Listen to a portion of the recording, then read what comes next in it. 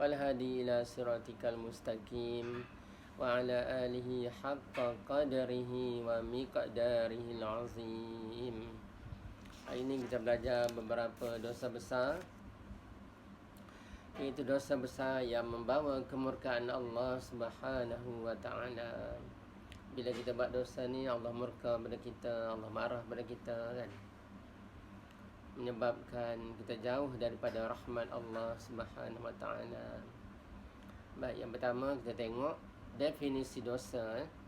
Dosa ni amalan buruk lah, amalan buruk dan mendapat balasan buruk daripada Allah lah kan.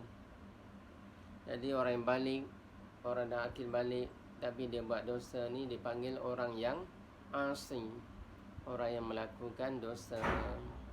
Dosa ni ada dua kategori, iaitu kategori dosa besar dan kategori dosa kecil ya. Dosa besar ni dijanjikan balasan di akhirat, dijanjikan balasan di akhirat, hukuman di dunia dan balasan di akhirat. Ada hukuman di dunia iaitu hukum hudud, qisas ataupun takzir. Manakala dosa kecil ni kesalahan yang tidak diperuntukkan hukuman tertentu di dunia, tak ada hukuman di dunia lah, ataupun amaran azab di akhirat. Tapi ada amaran azab di akhirat lah kan. Seperti bercakap perkara yang tidak memberi faedah, melihat aurat yang berlawanan jenis dan sebagainya. Baik, di antara dosa-dosa besar iaitu derhaka pada ibu bapa, mencuri dan merompak, minum arak, lari daripada medan perang, makan harta riba dan sebagainya. Baik, hari ini kita tengok beberapa dosa besar, iaitu yang pertama, makan harta anak yatim ya.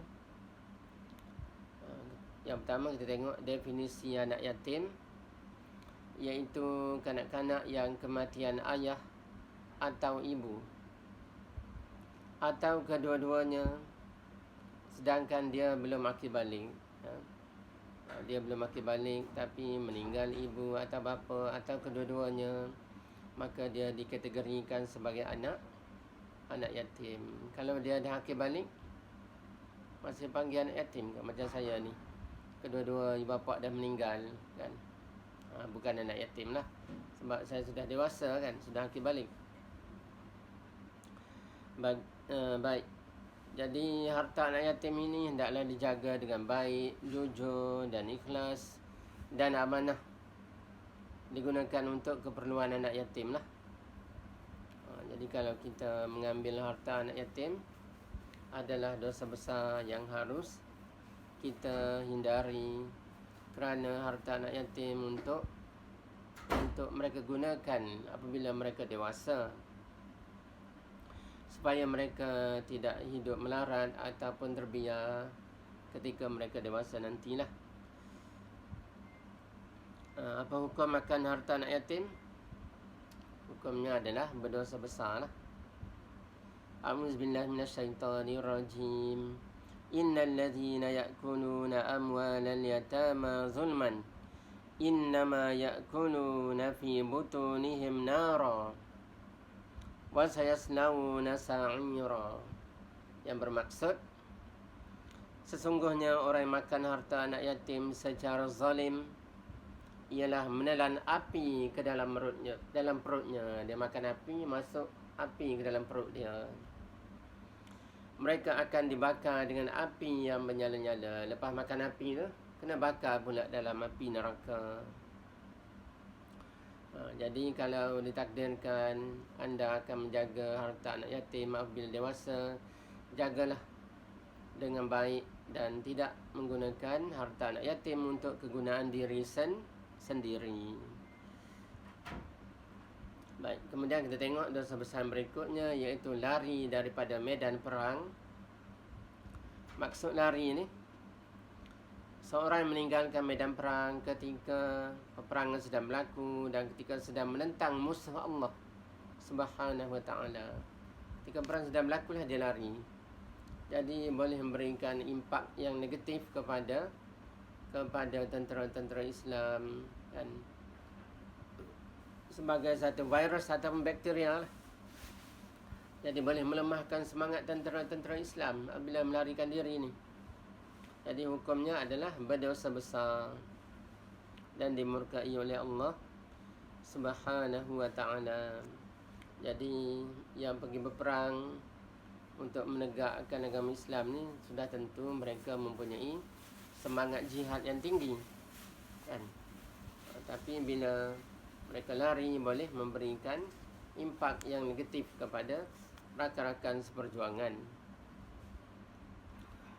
Baik. Kemudian dosa besar berikutnya ialah mengumpat ataupun dan memfitnah, ya. Mengumpat dan fitnah ni suatu benda yang berbeza lah, kan. Suatu benda yang berbeza.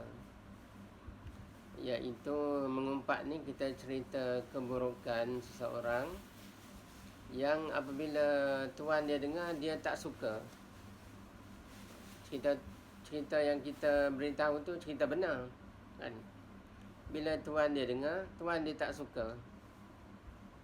Macam-macam lah. Contohnya kita beritahu kepada kawan-kawan yang lain bahawa si Mamat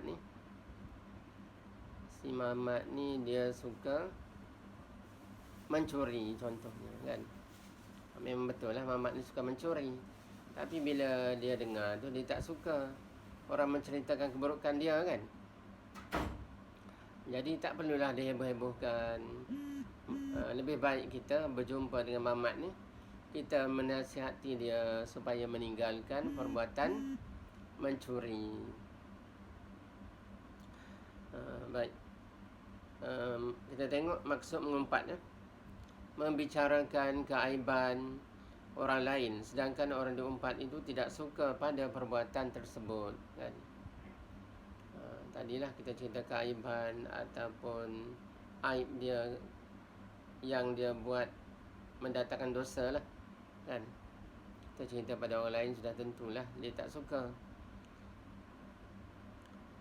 Jadi hukumnya adalah haram dan berdosa besar kerana mendatangkan bahaya yang besar kepada individu dan masyarakat. Sebagaimana firman Allah yang bermaksud, tu baca maksudnya, dan janganlah kamu mengumpat sebahagian yang lain. Sukakah salah seorang di antara kamu memakan daging saudaranya yang sudah mati? Maka tentulah kamu berasa jijik kepadanya dan bertakwalah kepada Allah. Sesungguhnya Allah penerima taubat lagi Maha Penyayang. Kita mengumpat tu seperti kita makan daging kawan kita tu yang sudah mati. Kawan kita tu sudah terlantar. Kita ambil pisau, kita potong, lepas tu kita bakar BBQ pula, kan, cicah air asam pula, makan pula. Jijik lah, kan, kotor. Baik, kemudian kita tengok maksud fitnah. Fitnah ni melemparkan tuduhan tanpa bukti yang sahih. Dia mereka-reka cerita lah, melemparkan tuduhan atau mencerita yang bukan-bukan, yang tidak dilakukan oleh beliau, kan. Jadi ini adalah fitnah. Hukumnya juga adalah haram dan berdosa besar kerana mendatangkan bahaya yang besar kepada individu dan masyarakat. Baik, kemudian kita tengok cara mengelakkan perbuatan mengumpat dan fitnah. Bagaimana cara untuk mengelakkan perbuatan ini? Mengamalkan nilai-nilai murni dalam kehidupan seharian. Tak perlulah kita mengumpat ataupun memfitnah. Tak perlu jaga tepi kain orang, kan. Tapi kalau kita melihat suatu kemungkaran, wajib kita tegur dengan tangan, maksudnya dengan kuasa lah, ataupun dengan lidah, lisan, ataupun selemah-lemah iman dengan hati. Baik. Kemudian kita tengok dosa besar yang berikutnya, iaitu minum arak. Minum arak. Minum arak ni pun dosa besar. Kita tengok definisi arak. Arak ialah semua jenis minuman yang memabukkan, yang dapat menghilangkan kewarasan akal fikiran. Arak ni minuman ya. Dadah tu dia jenis pepejal kan, macam makanan lah. Tapi arak ni minuman yang boleh merosakkan kewarasan akal fikiran kita lah.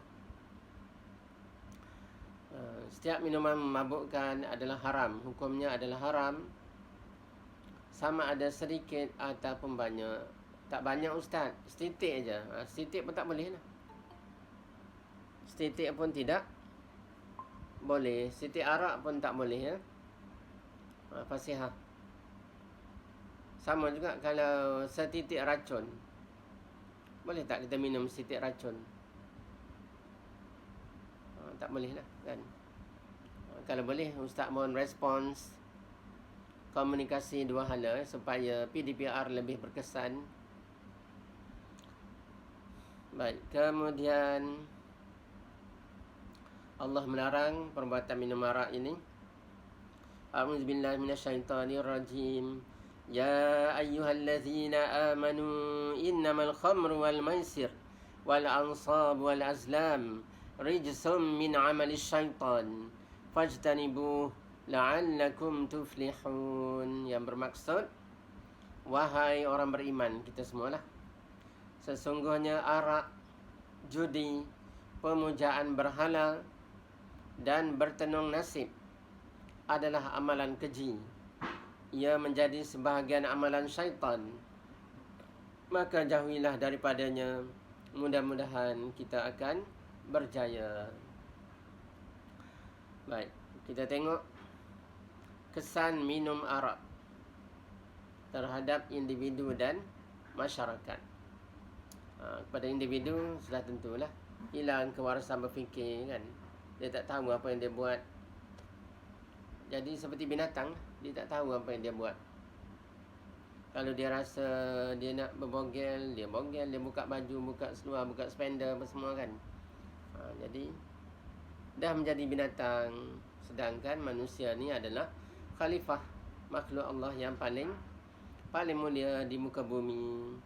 Kerana semua binatang ditundukkan, dihinakan kepada manusia kan. Jangan manusia merendahkan martabat dia seperti binatang. Kalau kita tengok binatang, budak-budak kecil pun boleh mengarahkan binatang kan. Kalau kita pergi ke Arab Saudi ataupun negara dunia ketiga, budak-budak kecil je boleh mengarahkan unta, lembu, kerbau dan sebagainya. Kerana binatang itu dijadikan sebagai kenderaan dan sebahagiannya sebagai makanan kepada manusia. Kepada masyarakat boleh menimbulkan kebencian, permusuhan di kalangan masyarakat. Contohnya minum arak kan. Lepas tu bawa kereta, berlaku kemalangan. Kemalangan tu dia tak selesai situ saja kan. Kalau kemalangan yang boleh membawa maut, boleh menyebabkan didakwa di mahkamah kan. Jadi berlarutan lah, panjang cerita dia. Baik, apakah hukuman kepada minum arak? Minum arak ni Islam telah menetapkan hukuman, iaitu rotan sebanyak 40 kali. Orang minum arak ni hukum hudud adalah rotan sebanyak 40 kali. Ada syarat-syarat juga rotan ni. Bukan semua orang kena rotan. Di antara syaratnya, orang minum arak tu akal dia sempurna sebelum dia minum arak. Berfikiran waras lah dulu kan. Yang kedua, minum arak itu dilakukan dengan kehendak sendiri, bukan orang paksa dia minum kan. Dia sukarela pergi minum. Yang ketiga, dia tahu bahawa apa yang dia minum itu adalah arak. Memanglah tahu kan.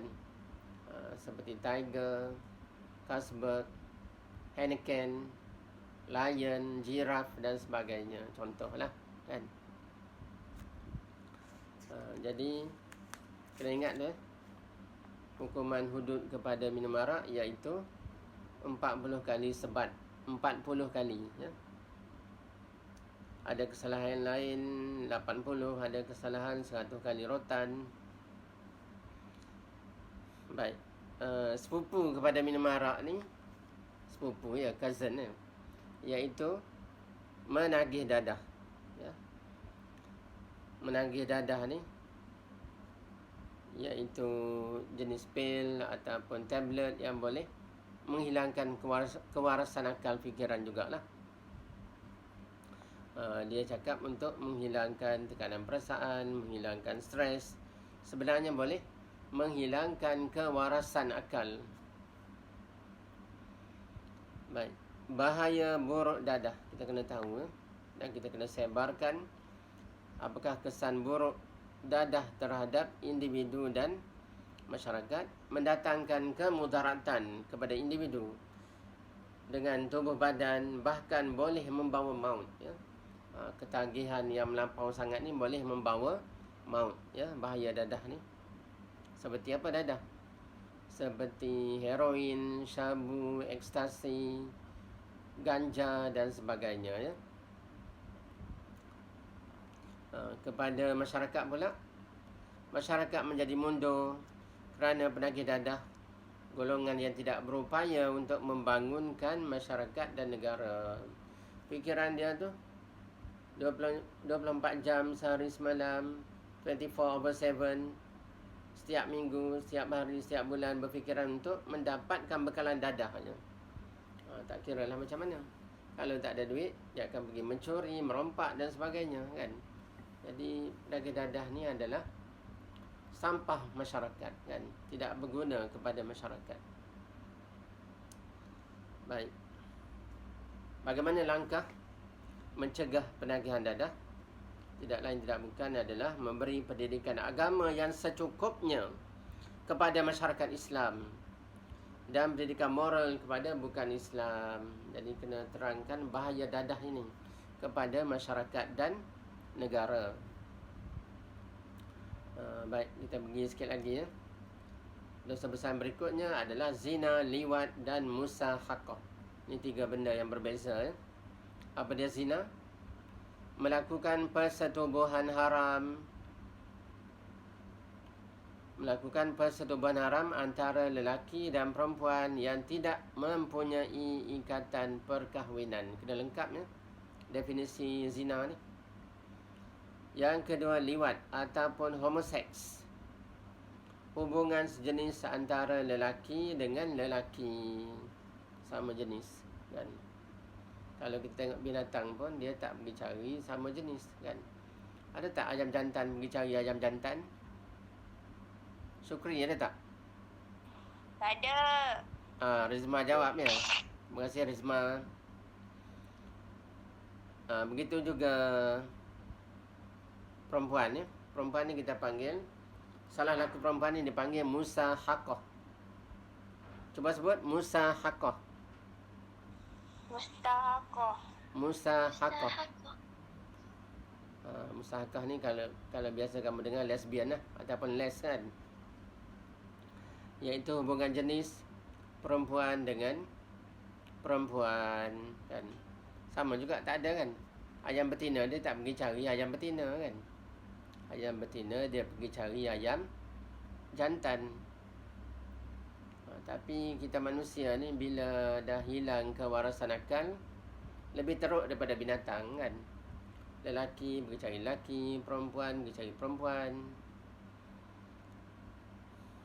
Baik, firman Allah sebagai amaran kepada manusia, a'udzubillahi minasyaitonirrajim, wala taqrabuz zina innahu kana fahishatan wa sa'a sabila. Surah Al-Isra ayat 32 yang bermaksud, dan janganlah kamu menghampiri zina.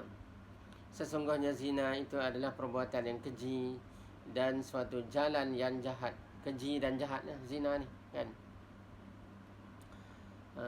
Yang penting kamu kena ingat hukuman kepada zina dan zina, liwat dan musahaqah ni.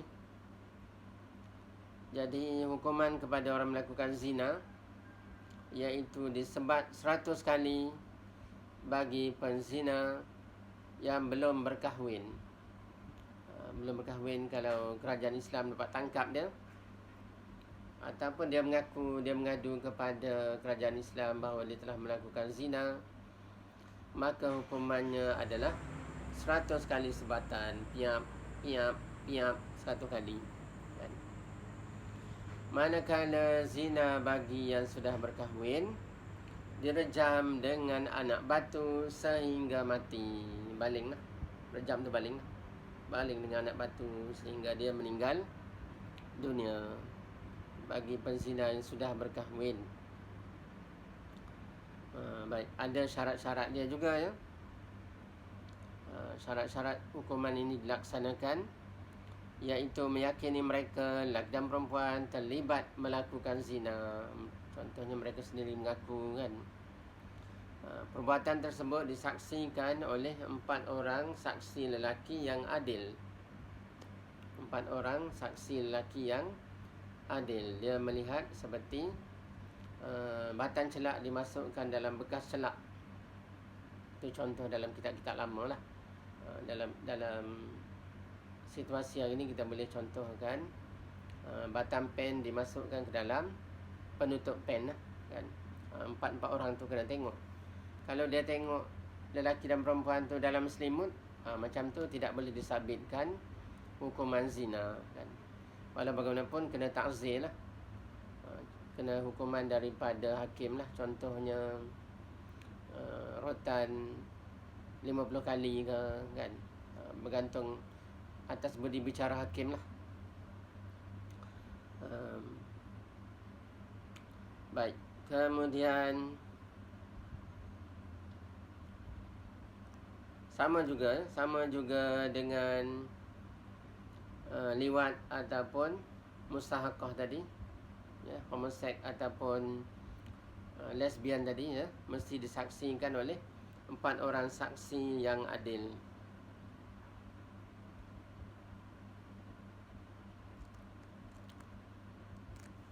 Baik, kemudian apa hukuman kepada lesbian? Apa hukuman kepada lesbian ya?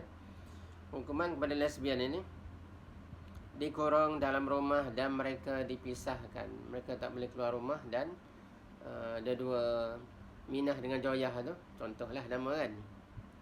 Tak boleh berjumpa. Ya, tak boleh berjumpa. Tempoh hukumannya tidak akan melakukan perbuatan tersebut sehingga dia meninggal dunia, kan. Tempoh hukumannya ialah sehingga wanita itu bertaubat dan tidak akan melakukan lagi perbuatan tersebut sehingga mereka meninggal dunia lah. Tak boleh buatlah selama-lamanya lah. Hukuman kepada lelaki yang homoseks, mereka hendaklah ditahan dalam rumah sehingga bertaubat, sama juga, ataupun sehingga meninggal dunia lah. Sekiranya mereka bertaubat sebelum dijatuhi hukuman, mereka hendaklah dibebaskan. Kalau bertaubat dengan taubat nasuha, mereka boleh dibebaskan. Baik, kemudian satu lagi last Satu lagi last iaitu qazaf. Apa dia qazaf? Qazaf ini menuduh perempuan baik berzina. Menuduh perempuan baik berzina. Perempuan tu baik tapi dia tuduh zina tanpa membawa 4 orang saksi yang adil ya. Jadi dia tuduh perempuan baik buat zina, dia pula kena hukuman qazaf ya. Apa dia hukuman qazaf? Iaitu sebat 80 kali ya. Kerajaan Islam akan tangkap orang menuduh ni, minta dia kemukakan saksi. Kalau dia tak dapat bawa saksi, dia pula akan disebat sebanyak 80 kali sebat, kan. Adil tak kerajaan Islam ni? Hukuman Islam ni adil tak?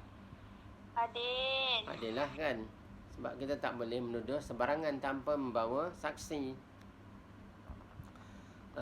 Baik, Kenapa kita tengok hikmah, kenapa Islam melarang menuduh zina ataupun qazaf ya.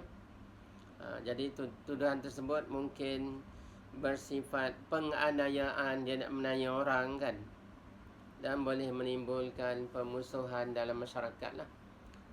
Contohnya bila Mamat ni tuduh si Minah ni melakukan zina kan, jadi Minah ni tentu tak puas hati kan. Bapak dia Yusuf pun tak puas hati. Contohlah, bapak Minah ni Yusuf kan, tak puas hati. Jadi berlaku dendam di antara satu sama lain, mungkin boleh menyebabkan jenayah yang lain lah kan. Baik. Dan jadi juga boleh menimbulkan pergaduhan di antara masyarakat bila perbuatan qazaf ini tidak dibendung. Okey, ada lagi satu last ya. Minta maaf, ada satu lagi last ya. Iaitu membunuh diri ya. Membunuh diri ini juga satu dosa besar. Jangan buat ya anak-anak, tuan-tuan dan puan. Sebab membunuh diri ini adalah satu kerugian kepada negara lah kan. Kurangnya sumber kepada negara untuk membangunkan negara lah kan. Membunuh diri ini memisahkan roh dan jasad sendiri ya. Jadi membunuh diri ini adalah satu dosa besar. Di antara hukuman kepada membunuh diri ini, hukuman macam mana, dia dah meninggal kan. Hukumannya ialah di akhirat dia akan menggunakan senjata ataupun perbuatan dia itu di dalam neraka Jahanam selama-lamanya ya. Contohnya dia membunuh menggunakan pisau kan. Jadi pisau tu dia akan bawa ke dalam neraka, dia akan tikam, hukuman dia akan tikam dalam neraka tu selama-lamanya. Maaf. Kalau dia bunuh diri dengan terjun daripada bangunan tinggi, dalam neraka pun dia akan terjun ke dalam api neraka selama-lamanya. Kalau dia bunuh diri dengan menjerut leher, dia akan bawa tali jerut leher itu ke dalam neraka, dan dia akan menjerut leher dia sendiri dalam neraka selama-lamanya. Jadi Islam telah memberikan solusi kepada perbuatan ini. Kalau kita stres macam mana pun, kembali kepada Allah kan.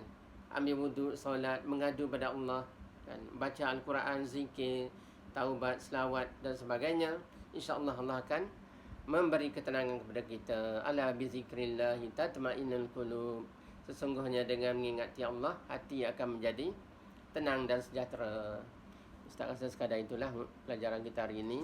Dan ada sedikit buah tangan daripada Ustaz. Sila buat latihan dalam grup Telegram ya. Sekian, wabillahi taufiq wal hidayah. Wassalamualaikum warahmatullahi wabarakatuh. Terima kasih Ustaz.